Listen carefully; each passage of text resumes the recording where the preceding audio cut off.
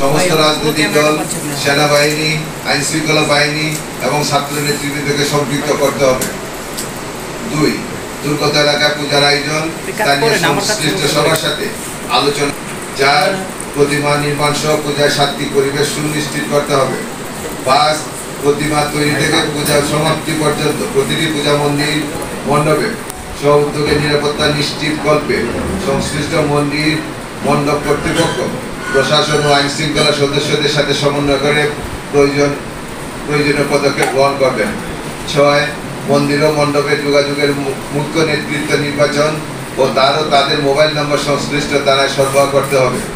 7. পূজা মণ্ডপের নিরাপত্তা তদারকির জন্য স্বেচ্ছাসেবকের নাম, ঠিকানা, মোবাইল নম্বর ইত্যাদি তথ্য দায়িত্ব বন্টন রেজিস্টারে লিপিবদ্ধ থাকতে হবে।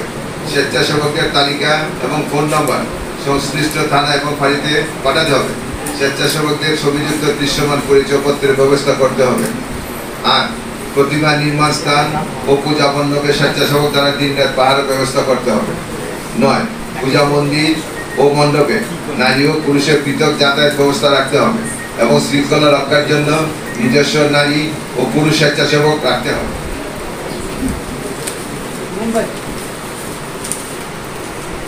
10. নারী স্বেচ্ছাসেবকদের মাধ্যমে নারী দর্শনার্থীদের দেহ তল্লাশির ব্যবস্থা রাখতে হবে।